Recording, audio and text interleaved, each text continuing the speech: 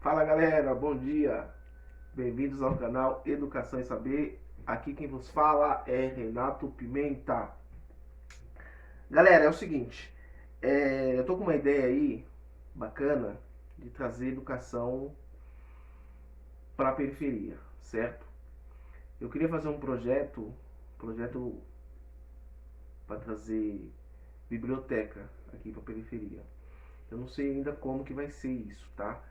Ou nós vamos trazer bibliotecas espalhadas pela periferia, ou vamos fazer uma biblioteca. Eu pensei em desenvolver um aplicativo. Eu tentei, quer dizer, está sobre teste, estou tentando desenvolver esse aplicativo, né?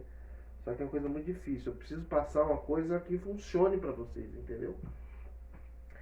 E aí, a priori, o que vai acontecer? A priori, como a gente está numa situação muito crítica, o que a gente vai fazer? Vamos fazer arrecadação de livros, tá? Enquanto não se define como que vai ser feito, ok? Mas só que vai ser feito, certo? Eu vou deixar meu WhatsApp no vídeo, tá? Se você tiver um livro, se você tiver alguém, se você conhecer alguém que tem um livro e você queira doar para esse projeto leitura na periferia, e aí você pode chamar no Zap e aí eu vou fazer a retirada. Eu tenho dezenas de livros aqui em casa, espalhados aqui por casa. E eu conversei com alguns amigos também, e tem alguns livros, dá para começar a fazer alguma coisa, né? Como o momento não nos ajuda, então vamos só arrecadar por enquanto, tá? Esse ano me formei em História, porém eu comecei a fazer Filosofia e não acabei. E acredito eu que acho que um ano e meio no máximo eu acabo Filosofia. Então esse canal vamos falar sobre educação. Eu queria passar algumas diretrizes para vocês, referente ao quê? Esse seria um canal filantrópico. O que seria um canal filantrópico? Seria uma instituição, um mecanismo de ajuda ao próximo, mas só que eu queria fazer um canal sem fins lucrativos, entendeu? Não queria mexer com coisa de arrecadação de valores, nada disso. Os projetos que eu tenho em mente, que eu tenho as ideias de fazer, são esses, né? Levar educação para periferia. Tem algumas pessoas que têm projetos que levam cesta básica, levam remédios e tal e tal. Não que não seja o intuito. Mas quando você leva a educação, você leva empatia, você leva solidariedade. Então as pessoas se engajam nesses movimentos. E vendo a necessidade, a gente conhece várias pessoas que têm esses movimentos. Então a gente pega e direciona. Esse canal, a priori, ele será um canal voltado especificamente para a educação, entendeu? Educação. Quando eu falo filantropia, no sentido de que a ajuda ao próximo, né, levar a educação. Até mesmo porque eu acredito que para você ajudar alguém você não precisa de valores, né? Às vezes numa simples conversa, num simples diálogo, você leva a educação, né? Então vamos fazer esse trabalho, né? Vamos tentar fazer esse projeto, vamos fazer com que ande, né? Eu estou tentando desenvolver um aplicativo, né? Com a ajuda do aplicativo seria uma coisa muito mais fácil, porém não é tão fácil assim criar um aplicativo, entendeu? Eu preciso passar uma coisa que funcione para vocês.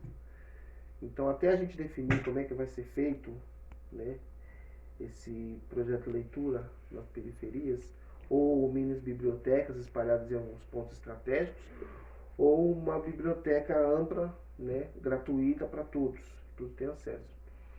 E a priori vamos fazer arrecadação de livro, né? Eu vou deixar meu WhatsApp aqui, se você souber de alguém, se você tiver alguém que queira doar, você entra em contato, que eu mesmo vou pegar meu carro particular e vou fazer a retirada, tá bom?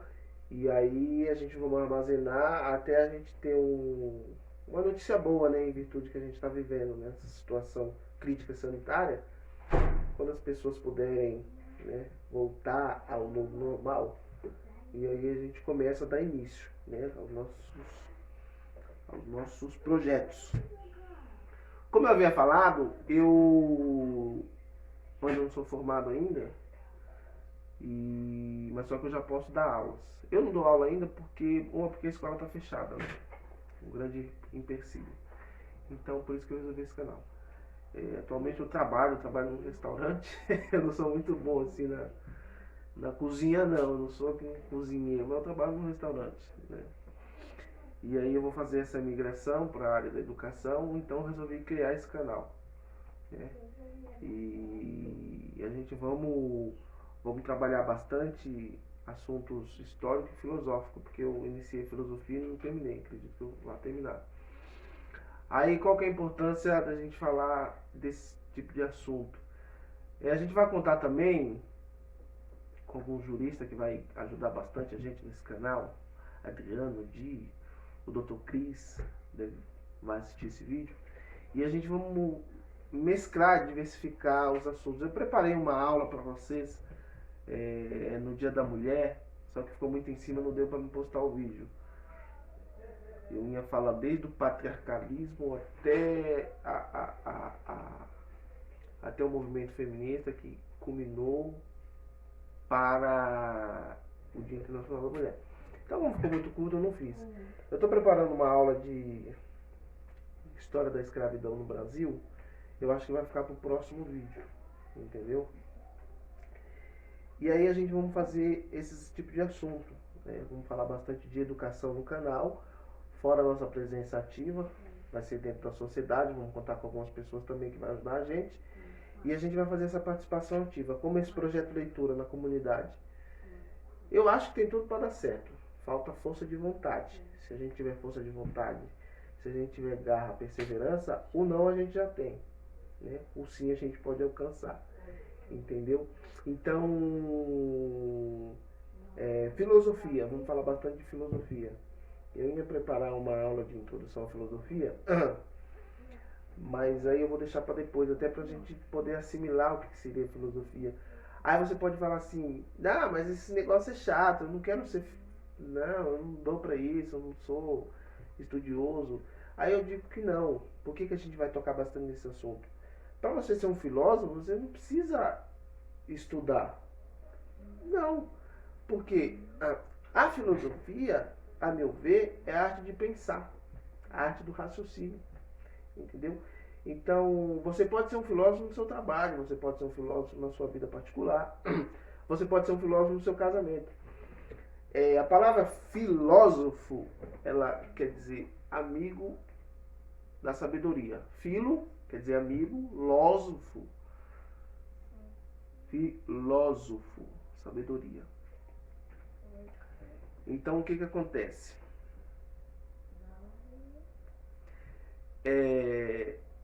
Determinadas áreas, determinados lugares, não sei onde você trabalha, o que você faz, você pode levar o seu conhecimento pessoal e desenvolver o seu espaço, né?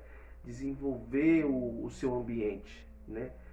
Filósofo, para mim, é todo aquele que raciocina, entendeu? Então nós vamos tratar muito desses assuntos, tipo assim, dentro da filosofia tem a etimologia e a epistemologia. O que é etimologia? Etimologia é a origem da palavra, né?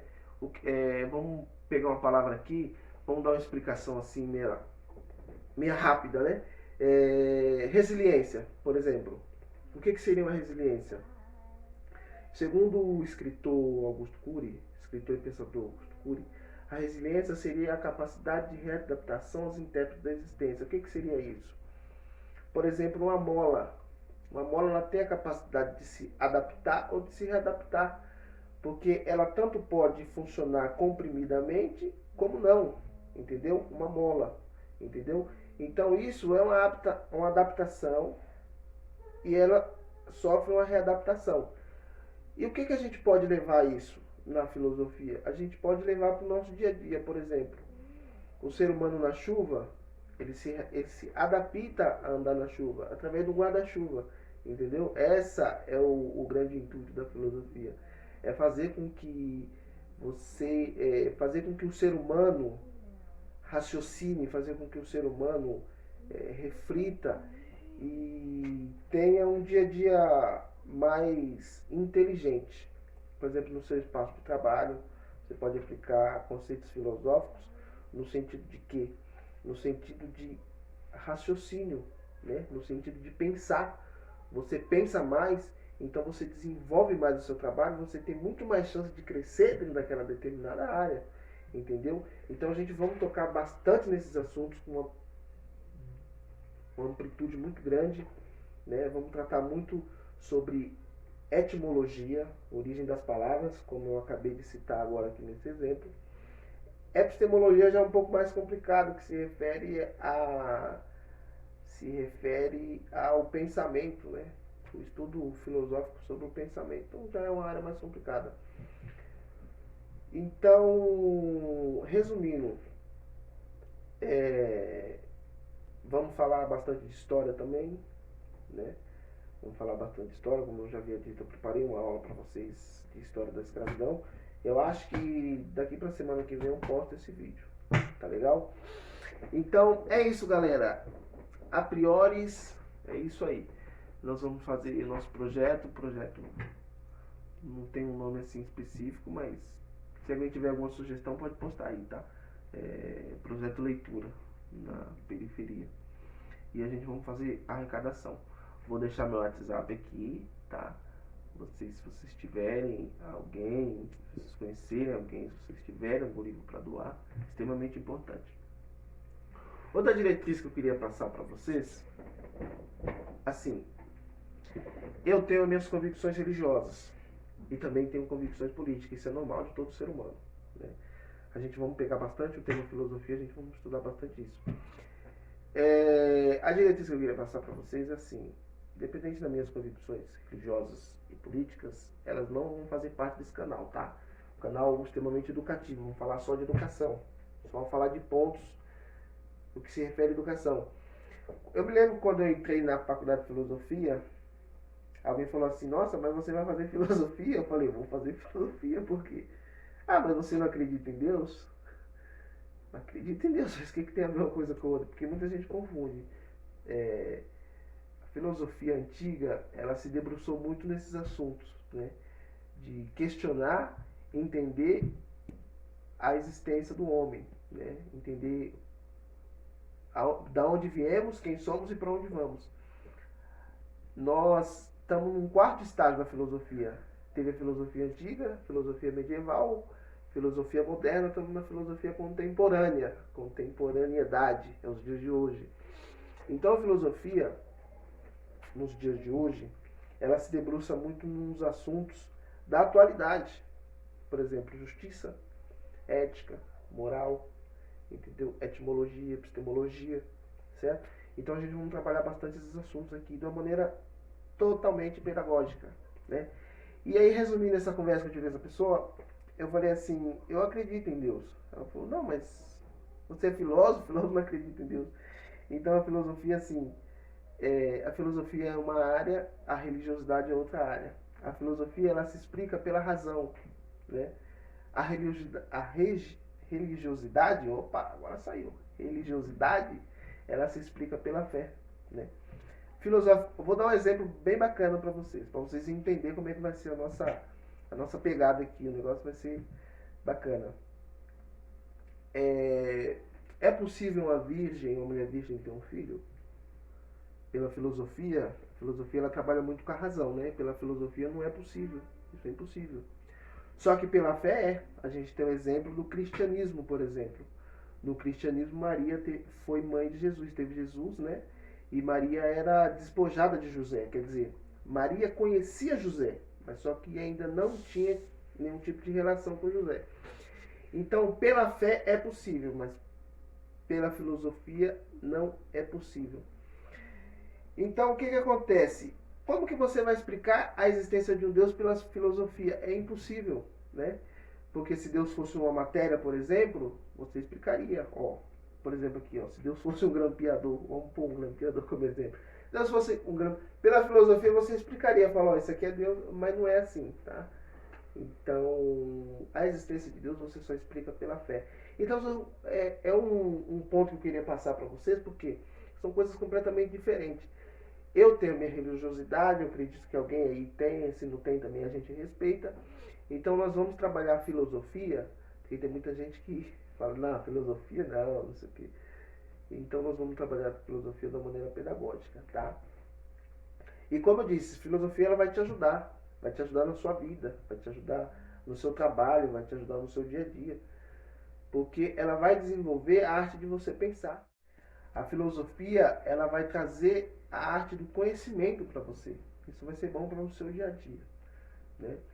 Então é isso, galera. Eu estou preparando uma aula aqui. Eu já fiz algumas anotações, né, sobre escravidão no Brasil, tá? Processo de escravidão no Brasil. Acredito que até semana que vem saia. Eu falei aqui das minhas convicções religiosas, que a gente não ia misturar, que a gente ia fazer uma aula mais pedagógica, mas eu vi um vídeo muito bacana, eu queria que vocês viessem, tá? Eu vou passar esse vídeo aqui, eu queria que vocês prestassem bastante atenção nesse vídeo. É um vídeo muito bacana, entendeu? E é isso, galera. Até mais, um abraço. Uma das decisões mais importantes da nossa vida é escolher um caminho para seguir. Esse caminho dirá muito do futuro que queremos e dos sonhos e objetivos que planejamos. Mas a verdade é que em um momento ou outro todos encontraremos uma pedra no meio do caminho. E sabe, o problema não são as pedras que encontramos, não. Para Moisés, as pedras foram o papel perfeito para Deus escrever os seus mandamentos. Para Davi, pedras foram a arma que derrubou o seu gigante.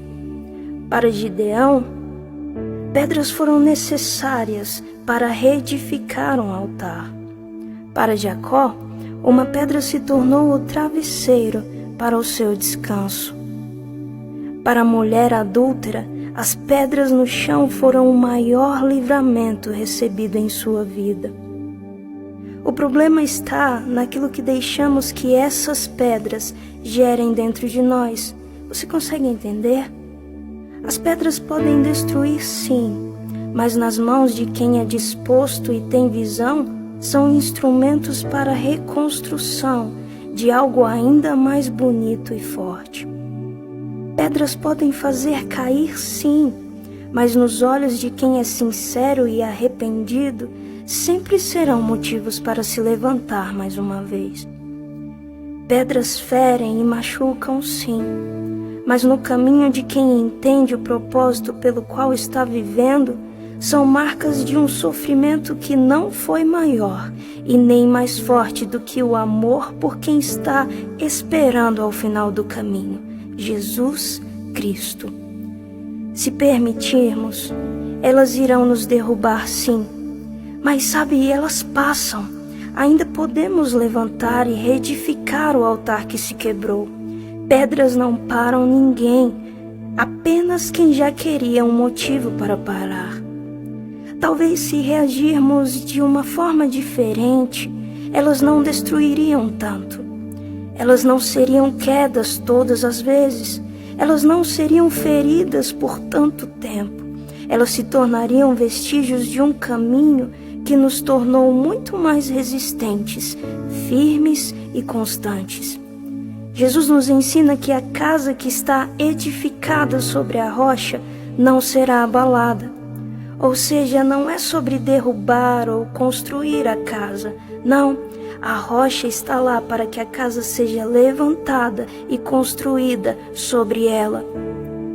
O nosso erro está em usar como desculpa para permanecer no chão aquilo que Deus permite no meio do caminho para nos ensinar como caminhar. E a verdade é essa: cada pedra no meio do caminho nos ensina a caminhar melhor. Sabe, a pedra que tapou o sepulcro para muitos significou o fim, mas para Cristo e para aqueles que creem nele, foi a porta que se abriu para a reconciliação entre o nosso Deus e quem nós somos. Lapide suas pedras, pode existir um tesouro escondido em cada uma delas.